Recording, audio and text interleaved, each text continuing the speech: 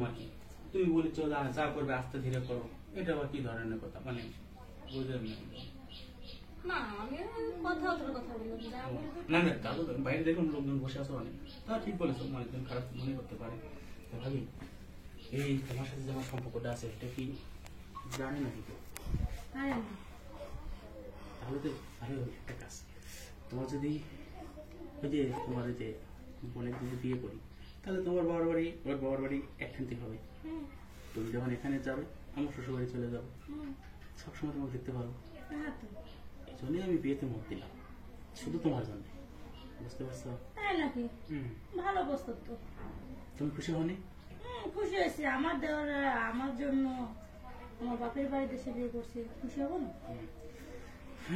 অনেক চিন্তা ভাবনা করে দেখলাম, বুঝছো, মানে